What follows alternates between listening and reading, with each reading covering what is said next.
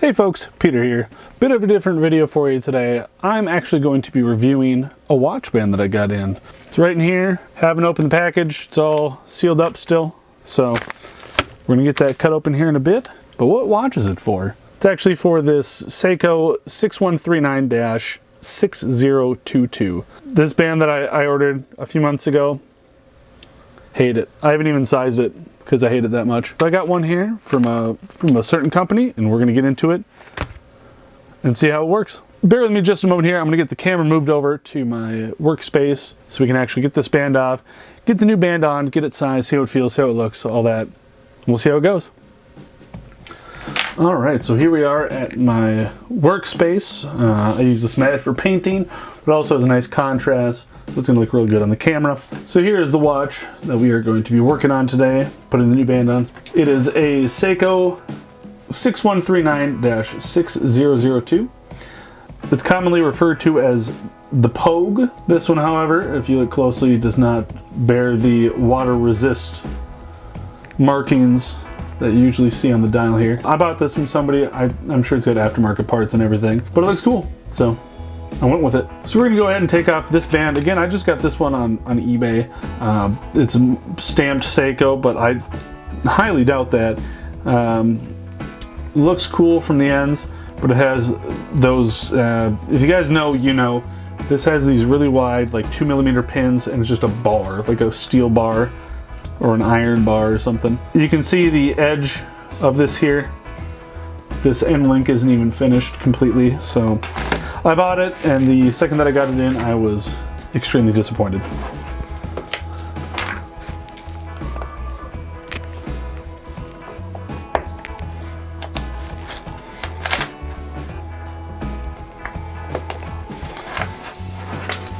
So we'll keep that band nearby just to kind of reference it later, just to show you the difference, hopefully, in quality between that band and the one that I have here.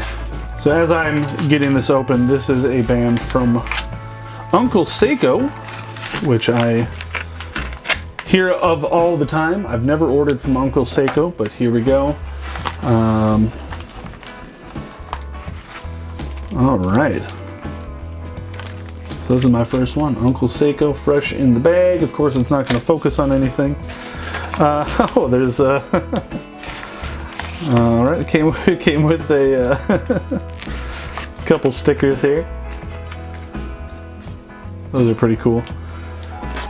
I'm sure if you guys are familiar with Seikos and you're watching this video, you probably have heard of Uncle Seiko. There you go. Check it out online. This isn't sponsored or anything. I just bought this and we're gonna check it out. So first impressions, I do see that the buckle is marked, stamped, signed, whatever you want to call it, with the logo here. This logo here, this Uncle Seiko logo. It's on the clasp. I might look to change that out. It's sealed in plastic here, so it's stuck to the inside of the bag there. Not an issue. All right, first impressions right off the bat. This has regular cotter friction fit pins, and it looks like it goes most of the way up the band there. Of course, the micro adjuster on the clasp as well, if you need to really crank it down in size there. And then, as you can see, it has the Uncle Seiko logo stamped on there. You know what, it came with some spring bars, so we might as well use those. They look to be about the same as what I had anyway. So yeah, they're actually exactly the same. So we'll use whatever two out of there. So I'm gonna go ahead and get this unwrapped, and then we'll stick it on the watch. See how it looks. More details about this band, I guess, while I'm shooting here, huh? The links appear to be a brushed finish, stainless steel, I believe. Obviously, this is well packaged. There shouldn't be any scratches on here with all that plastic on there. Looking clean there. And not that I expect there to be any damage, but you always like to check, especially if you got this on video. If something were to happen, I can just back it up with video proof. Spotless. Spotless. Clasp. Spotless. This whole thing is spotless. Brush finish, like I said before, and it looks like a bead blast on the inner clasp there instead of the shiny that you usually see. Did you hear that snap?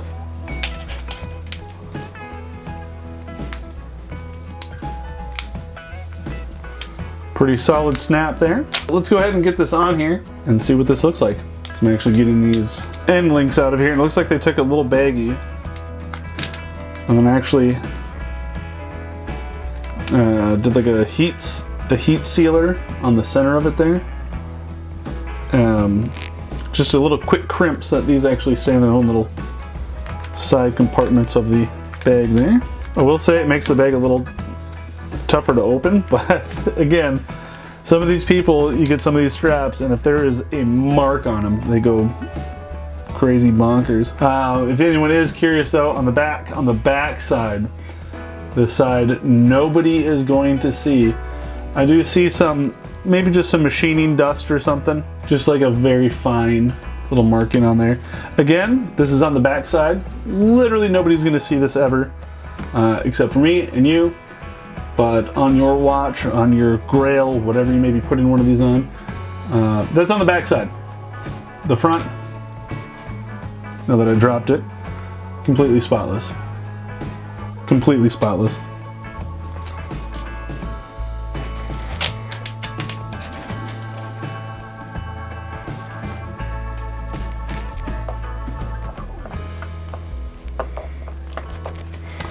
There we go.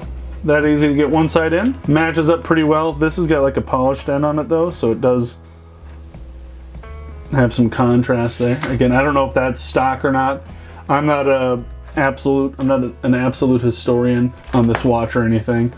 I'm not a this isn't a Antiques Roadshow or anything. I don't know every last detail, but the shape wise, that fits perfect. And if it does bother you, polish brush. I mean, not that hard to get that polished up or brush the case.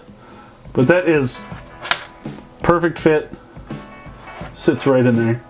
Let's get the other side in. Second's always harder because the top of the band is sitting over it. Of course, I could pull out the spring bar on the clasp, but I can just deal with this.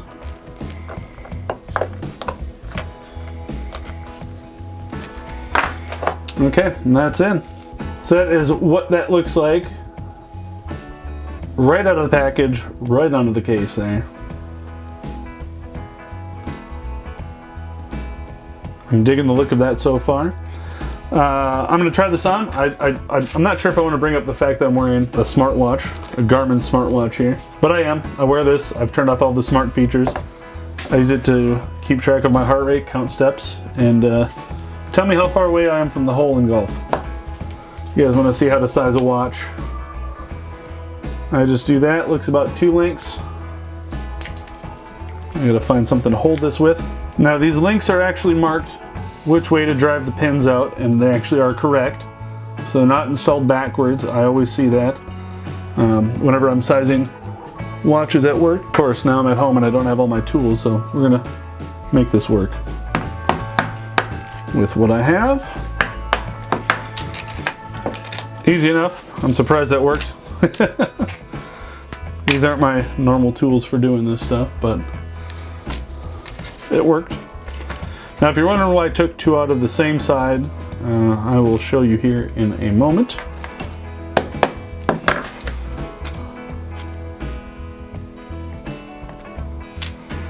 Pin fit right back in place. Now I take them out of the same side. I took them out of this side here. Remember that? This side here. I try my best to make this clasp as parallel to the top as I can. That was 2 links out there. Snug over the hand. Maybe a little bit tight for my liking. But if you guys are paying attention, I do have 1 spot to move out on this clasp.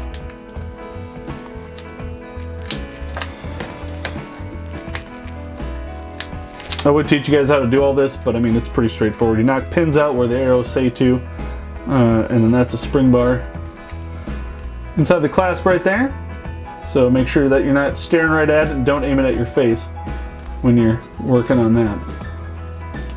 that is now a properly fitting watch there. Size to my arm, look at that. Looking good, it's actually running. If you guys have been paying attention to the hands, I'm not running the chronograph, I don't like to. I know you can, and I know that you probably should, just to keep the mechanics inside kind of going and stuff, but there it is. Looks good. Feels good. I don't mind the weight of it. The links are a little thin, but they are solid, so I'm not going to knock too many points there. Also, the focus is supposed to be on this right here. This is just an accessory. This complements this. In this instance, for this watch, there are some watches where you're going to want the band to kind of do some talking to, but on this one, it's all about that right there. Feels nice. They're solid links. Like this is solid stainless steel. These aren't folded over like that other band that I had. I knew we'd go back to this. So these links are folded, and if you look all the way down, you can see a line in each one. That is, if you ever hear somebody talking about watch bands pinching the hairs on their arms and stuff, and it's not a stretch band, they're usually talking about links like this. Because this is just open, and look at every spot that connects, that's a spot to pinch. On the sides here, on the outer part of the link, and the center links right here. Those are all open. So there's a spot, there's a spot, there's a spot there, and that's one link. So 1 or 3 spots on one link there. But this one, again, solid construction. There's not a bunch of lines and places to grab your hairs with that. Again, a little light, a little thin for my liking, but given the watch, given the time period and stuff, I think it fits fine. So I like that there. Let's do. I'm gonna do a little artsy shot while we just kind of talk some more about it here. Give me a moment. Look at that! Isn't that a fun shot? Yeah, so I enjoyed this band. Price, it was under $100 for the band. Solid stainless steel band, again, like I said. Couple extra links there, I would say maybe fits, I don't know, I would conservatively say probably an 8-inch wrist. You know, with this head cover here, with this head, it should fit at least an 8-inch wrist, if not 8.5-inch wrist, with those 2 extra links and then that extra spot on the clasp there. Unless you have very, very large wrists, this band should suit you just fine. And even if it doesn't, if you like the style, you can get extensions for the clasp there. So yeah, I really enjoyed this band. I might actually start wearing this watch every now and then here. The other band that I got, again, I didn't even size this thing. I didn't bother sizing it at all. I just left it on the watch so I could set it on, you know, a watch clamp for my display. This is the solution I've been looking for. And hey, maybe if you have one of these watches and you're looking for a new band, check them out, Uncle Seiko. Just literally search Uncle Seiko and you should be able to find the website pretty easy. There's some other Seiko straps, of course, but this is the one I was looking for. I'm glad I found it, glad I pulled the trigger. Hopefully you guys did enjoy seeing the video here on this band. Hopefully you found it informative, not a paid promotional video or anything like that.